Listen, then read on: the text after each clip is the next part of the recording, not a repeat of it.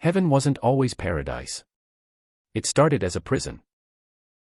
The first afterlife had no angels. No clouds. Just dust, darkness, and gods who didn't want you there. For 4,000 years, heaven has died and been reborn. And what it looked like in the beginning. It will disturb you. This is the forbidden story of heaven. Welcome back, Darklings. 4,000 years ago in ancient Mesopotamia, when people looked to the sky, they didn't see pearly gates. They saw a prison of stone. They imagined heaven as domes covering the earth, each made of precious stone. The lowest glittered with stars. The highest held Anu, god of the sky. Beautiful, but locked. Mortals had no place there. It was for gods alone. The dead went down, not up.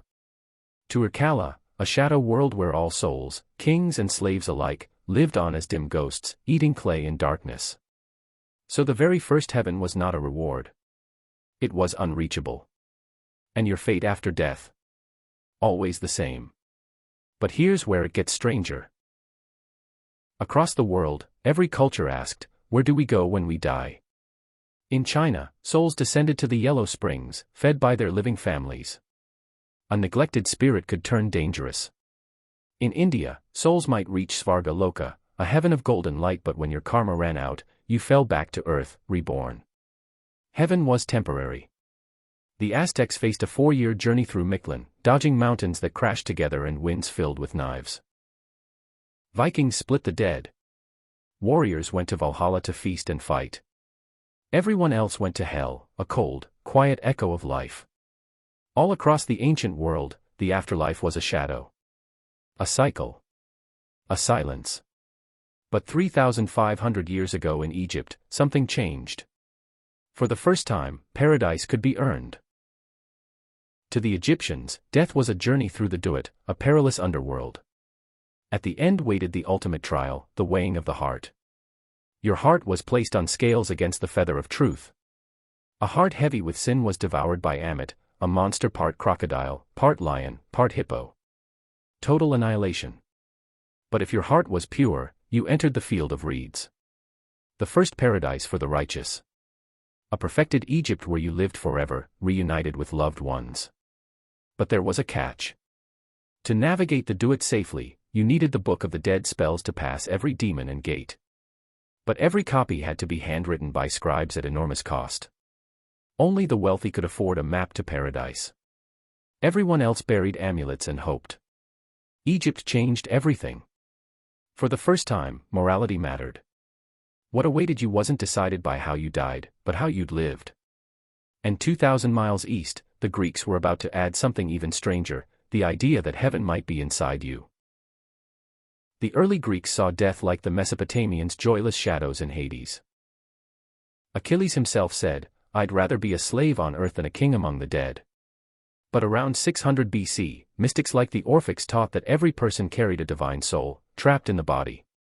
After death, it would be judged and reborn as human, animal, or plant until it achieved perfect wisdom and escaped the cycle forever.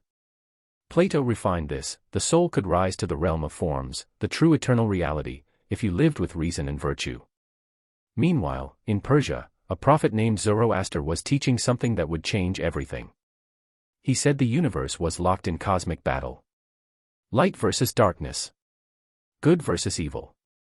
And after death, your soul faced the Chinvat bridge. For the righteous, it widened into a radiant path to the house of song, a paradise beyond the stars. For the wicked, it narrowed to a razor's edge, and they fell into the house of lies, a pit of smoke and torment. And for those in between, Hamis Tagan, a shadowy middle realm of waiting. If this sounds familiar, heaven, hell, and a middle place, that's because this is where modern heaven truly begins.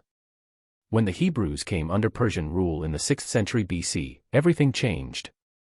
Their book of Daniel suddenly declared, "Many shall awake, some to everlasting life, and some to shame and everlasting contempt." For the first time in Jewish thought, the afterlife included resurrection and judgment. Heaven became a promise that suffering wouldn't last forever. And into this world came a teacher who said the kingdom of heaven was already at hand. Jesus of Nazareth taught that heaven wasn't a distant dream. It was breaking into the present. Entry came not through wealth or sacrifice, but through compassion and faith. Blessed are the poor in spirit, for theirs is the kingdom of heaven. It was radical. Heaven, once imagined for kings and heroes, was now promised to the meek. And that was dangerous. It challenged earthly power. It said God, not Caesar, ruled the world. But even then, the glimpses of heaven were vague. A throne. A voice. Blinding light. Except for one mysterious text that claimed to describe heaven in unsettling detail. The Book of Enoch. It told of Enoch, taken up by angels, clothed in a garment of glory, and shown the secrets of heaven. He rose through 7 or 10 layered heavens, each with its own purpose. Storehouses of weather. Prisons for fallen angels. Gardens of light and abysses for the wicked. Gates for the sun. Choirs of many-eyed angels blazing with fire. And at the highest, God on a throne of living flame. This vision was unlike anything in the Bible. Not comfort, but terrible, radiant power. The book was eventually excluded from Scripture. But its influence lingered: angelic hierarchies, cosmic architecture, heaven and hell as part of one vast order. And it's in the medieval mind that the heaven we know today was truly born. Early Christians imagined God's kingdom descending to earth. But influenced by Greek ideas, thinkers like Augustine merged the immortal soul with resurrection. Now the soul could ascend immediately after death. Medieval artists took this literally. Giotto and Fra Angelico painted golden halos, radiant skies, winged angels. Heaven became tangible, a royal court with Christ as king. Gothic cathedrals soared upward, evoking heaven itself. Michelangelo's Sistine Chapel rendered it in muscular, apocalyptic glory. For illiterate worshippers staring up from stone floors, it wasn't just art. It was a promise. The Reformation stripped away purgatory, leaving only heaven and hell. As religion softened, heaven became sentimental, a place of comfort and reunion. In the Victorian age, with child loss tragically common, heaven was reimagined as tender. Safe. A realm where angels watched over lost children until families could reunite. Children's Bibles and funeral cards fixed the visual shorthand we still use: white robes, wings, harps, clouds, halos. By the 20th century, reinforced by Hollywood and cartoons, fluffy cloud heaven had replaced the fiery cosmos of earlier ages.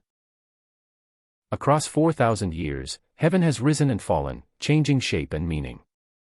Each age built its own eternity, reflecting not what they knew came next, but what they longed for.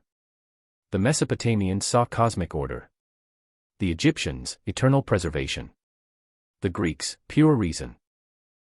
The Persians, a battlefield of light and shadow. The medieval church, a celestial throne. The Victorians, a nursery guarded by angels. Maybe heaven was never about geography. Maybe it was always about longing. For the child a mother lost. For justice a slave never saw. For peace a soldier couldn't find. Every age built its own eternity. Not because they knew what came next, but because they needed to believe that something did. And perhaps that's the truest story of heaven. That it has always been less about the sky above us, and more about the world we find ourselves in below. So the next time someone tells you they know what heaven looks like, ask them, which version?